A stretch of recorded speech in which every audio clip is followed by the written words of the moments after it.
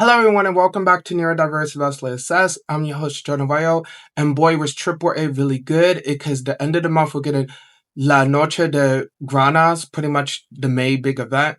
And it's a lot of things in store. We have the debut of La Catalina, as well as some really juicy storylines going on in AAA. So before we do, please like, comment, subscribe, and now let's get on to the review.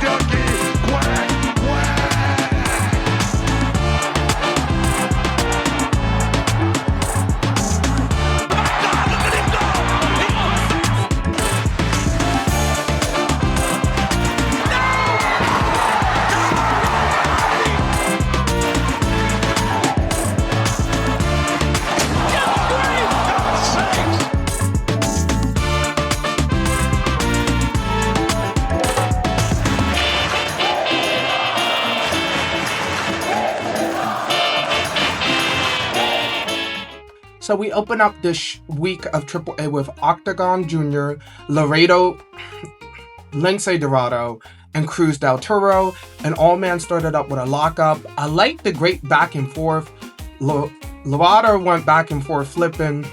Then Octagon did some flying, some roll-ups. But Cruz del Toro was the breakout star in my opinion. How he did like the leg lock, scorpion scissored into like a lock. Like, Cruz is underrated. I think LWO needs a push because that sequence alone, and then near the end, how he went back and forth with Laredo Kid, the great back and forth sequence on the outside, and then near the end, Octagon Jr. hits this really cool moonsault slam, but then Laredo Kid hits a star press. Every man is out. Great back and forth, but at the end, Laredo was able to hit a brainbuster on Cruz del Toro to steal the win, and a really good Cruiserweight match to open up the show. And I can't wait to see what happens with the Cruiserweight division heading into La Noche de Grandes later this month. Then we see Dorian Ray twerk into La Mos Benta. Really interesting. We have to see what this means, because he kind of sounded like he was recruiting people for La Ojo.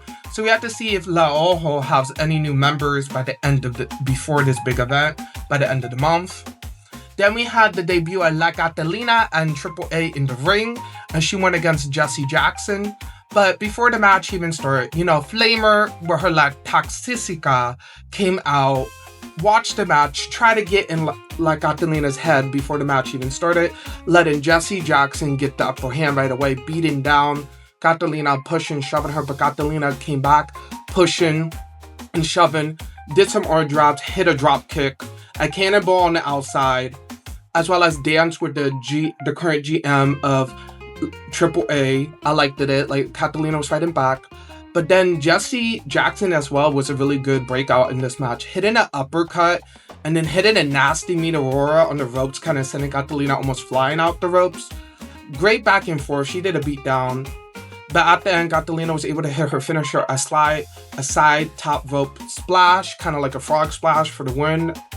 And then after, Flammer got in her face with the Reina de Reinas championship, and then La Toxicas came out to beat her up, but Lola, Vice, and Bayley came to back her up. So most likely, we're going to get a 6-woman tag May 30th, and I would not be mad.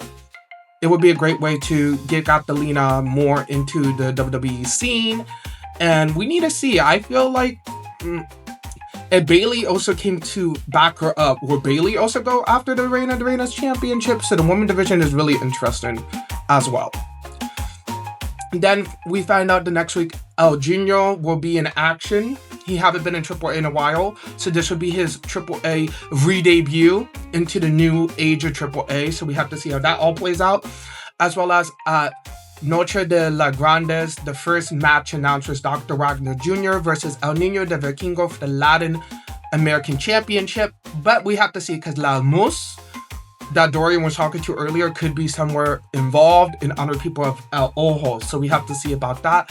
As well as the Max versus Max match between Americanos to really see who is the actual Americano at the end. Then to end off AAA, we had the falling out of Psycho Circus. So we had Psycho Clown came out, kind of like showing evidence that Vikingo was the one who attacked the rest of Psycho Circus. So then Vikingo came out mad, saying that how dare Psycho Clown accuse him because they're family.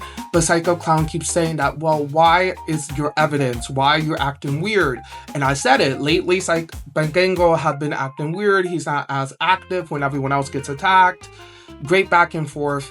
But then Roar Raiders came in to demolish Vikingo, but Psycho Clown helped him. But then we see tension, so most likely Psycho Circus will break up really soon, and we finally get the blow-up match of Vikingo and Psycho Clown soon, and I cannot wait for that.